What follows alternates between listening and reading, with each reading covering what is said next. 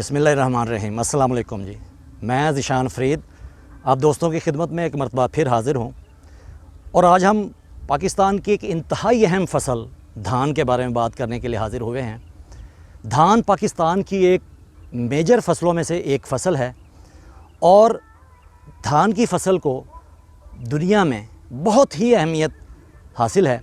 जब हम पाकिस्तान की बात करते हैं तो पाकिस्तान के अंदर पैदावार के लिहाज से पाकिस्तान दुनिया में 11वें नंबर पर शुमार किया जाता है। लेकिन जब हम इसकी औसत पैदावार की बात करते हैं तो पाकिस्तान के अंदर धान की जो औसत पैदावार है वो 34 मन है और ये 34 मन फ़ी एकड़ कौमी औसत पैदावार कोई बहुत ही खुशाइंद या बहुत ही अच्छी पैदावार नहीं गर्दानी जाती। अब जब हम धान के पोटेंशियल की बात करते हैं तो इसकी पैदावारी सलाहियत 80 मन फ़ी एकड़ से भी ज़्यादा है। पैदावारी सलाहियत तो 80 मन है जबकि हम सिर्फ 34 मन फ़ी एकड़ पैदावार ले रहे हैं। और जब हम बात करते हैं अपनी मुल्की ज़रूरत की तो पाकिस्तान की जो मुल्की ज़रूरत है वो तकरीबन 2.5 लाख टन हमारे मुल्क की इस्तेमाल या हमारे मुल्क की ज़रूरत है, जबकि हमारे मुल्क की पैदावार 6.5 से 7 लाख टन है। जब हम अपनी मुल्क की औसत पैदावार की बात करते हैं तो पाकिस्तान की जो औसत पैदावार है वो 34 मन फ़ी एकड़ है, जबकि जो धान की फसल है इसकी पैदावारी गुंजाइश पैदावारी सलाहियत 80 से 84 मन है। इसकी पैदावारी सलाहियत के मुकाबले में हमारी औसत पैदावार बहुत कम है, यानी कि हम 50% से भी कम औसत पैदावार हासिल कर रहे हैं धान के पोटेंशियल्स के हिसाब से। जब हम इसकी मुल्की पैदावार की बात करते हैं तो धान का जो इस्तेमाल है पाकिस्तान के अंदर वो तकरीबन 2.5 मिलियन टन हम मुल्क के अंदर इस्तेमाल कर लेते हैं, जबकि 4 से 4.5 मिलियन टन मुंजी यानी कि चावल हम बाहर एक्सपोर्ट करते हैं। इस लिहाज से ये बहुत कसीर और वसी ज़र मुबादला का बाइस बन रहा है। धान की फसल में जो सबसे पहला मसला बनता है वो पनीरी की मुंतकली के वक्त बनता है। इसमें हमने देखना ये होता है कि जितनी छोटी उम्र की पनीरी हम खेत में मुंतकिल कर पाएँ हमें छोटी उम्र की पनीरी को मुंतकिल कर देना चाहिए। जैसे जैसे पनीरी की उम्र 25 दिनों से ऊपर जाएगी इसकी पैदावारी सलाहियत कम होती जाएगी।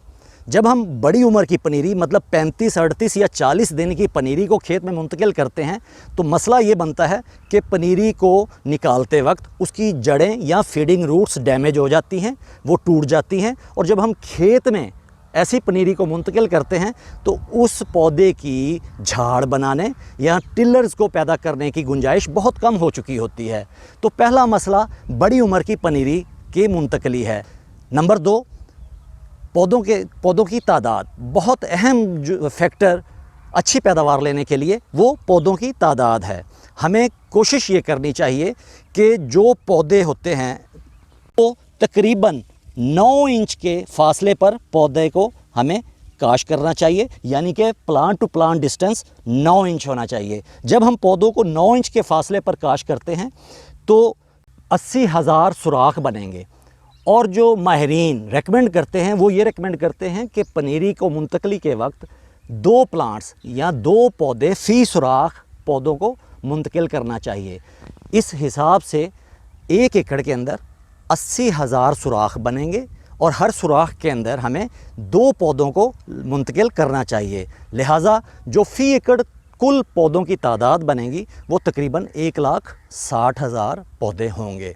लेकिन हमारे पाकिस्तान के अंदर जो फ़ी एकड़ पौधों की तादाद है वो तकरीबन 50,000 से लेकर 65,000 के दरमियान पौधे 1 एकड़ में हम मुंतकिल कर पाते हैं। तो पहला मसला बड़ी उम्र की पनीरी और दूसरा मसला नंबर ऑफ़ प्लांट्स का पूरा ना करना होता है।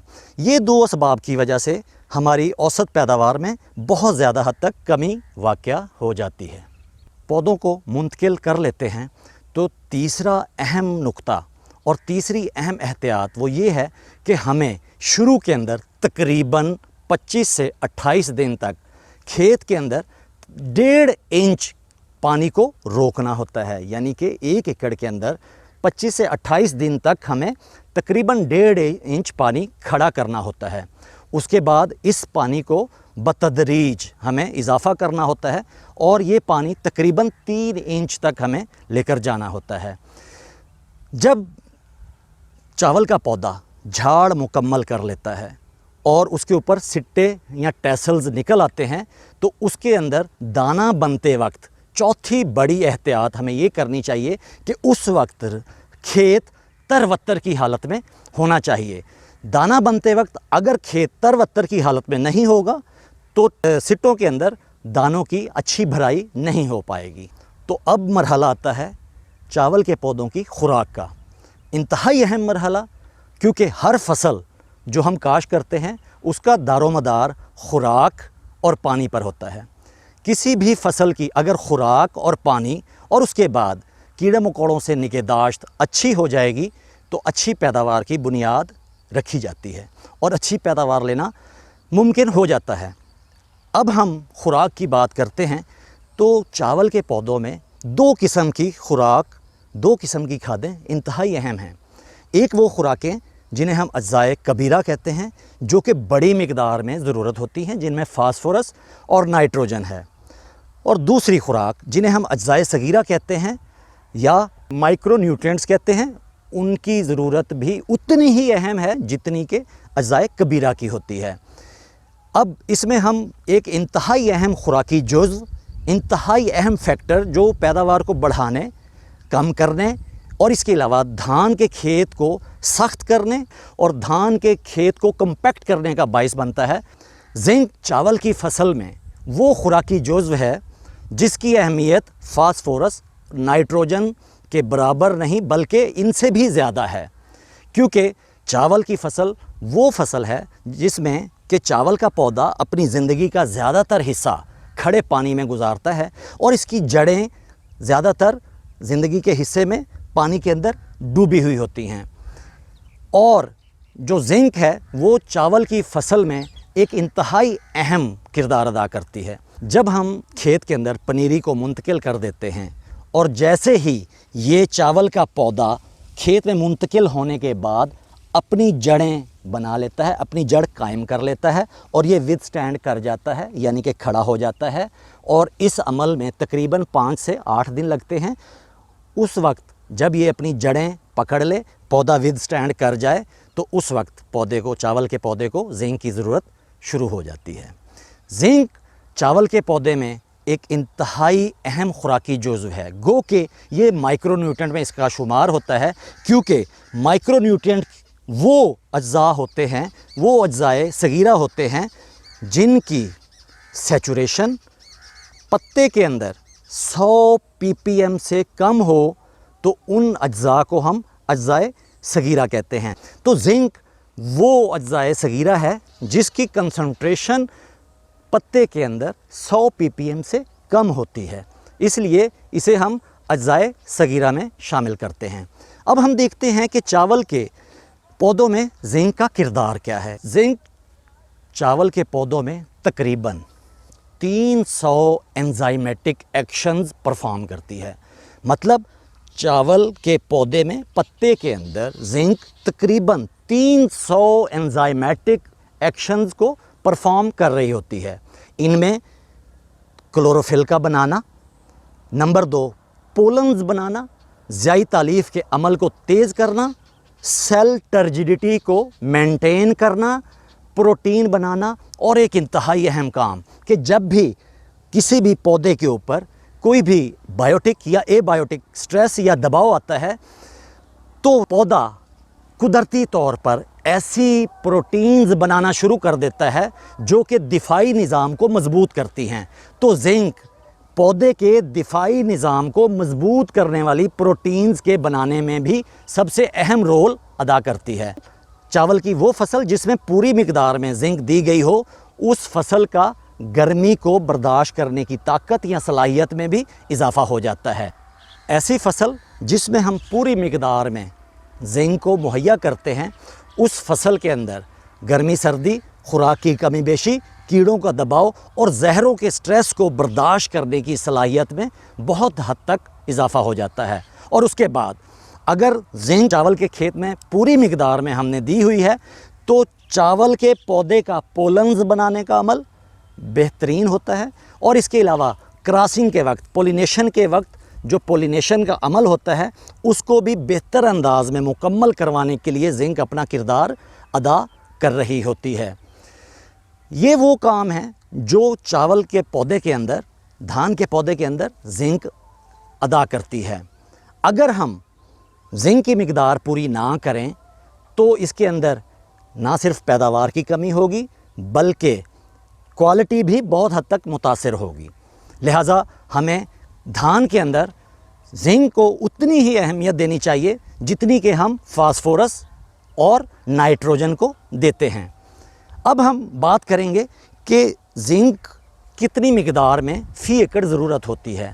بہت اہم سوال اور انتہائی ریسرچ بیسڈ اس کا جواب یہ ہے کہ دھان کی فصل کے اندر جب بھی 1 ٹن پیداوار حاصل کی جاتی ہے تو 1 ٹن پیداوار دھان کے پودے 50 گرام زنک کو استعمال کرنے کے بعد 1 ٹن پیداوار دیتے ہیں۔ مطلب ہر ٹن کے ساتھ چاول کے پودوں کو تقریباً 50 گرام زنک کی ضرورت ہوتی ہے۔ جب ہم 50 من کی پیداوار کی بات کریں گے تو لا محالہ 100 گرام زنک، اور جب 50 من سے زیادہ کی بات کریں گے پیداوار کی تو 100 گرام سے زیادہ زنک درکار ہوگی۔ لہٰذا ہمیں یہ 2 چیزوں کو مد نظر رکھنا چاہیے کہ پنیری منتقلی کے 8 دن کے اندر اندر ہمیں زنک کو اپلائی کر دینا چاہیے، اور نمبر 2 ہمیں اس کی ڈوز، اس کی مقدار کو بھی مد نظر رکھنا چاہیے کیونکہ زنک نے تقریباً 300 انزائمیٹک ایکشنز کو پرفارم کرنا ہے۔ اب ہم نے یہ دیکھنا ہے کہ وہ کون سے عوامل ہیں، وہ کون سے فیکٹر ہیں کہ جو دھان کے کھیت میں زنک کی حل پذیری کو اور زنک کی پودے کے اندر داخل ہونے کی صلاحیت کو متاثر کرتے ہیں۔ 4 سے 5 نکات ایسے ہیں جنہیں ہمیں مد نظر رکھنا چاہیے کیونکہ زنک کی پودے کو فراہمی ان 4-5 نکات پر منحصر ہوتی ہے۔ سب سے پہلے ان کھیتوں میں جن کھیتوں میں کاپر اور آئرن اور ایلومینیم کی مقدار زیادہ ہوگی ان کھیتوں میں زنک کی پودے کو فراہمی متاثر ہوگی اور زنک کی فراہمی کم ہو جائے گی۔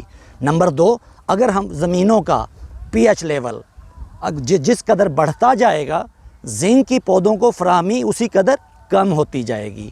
تیسری بات، اگر کھیت کے اندر کیلشیم کاربونیٹس کی مقدار زیادہ ہوگی تو کیلشیم کاربونیٹ کی مقدار زنک کی پودوں کو فراہمی کم کرنے کا باعث بن رہی ہوتی ہے۔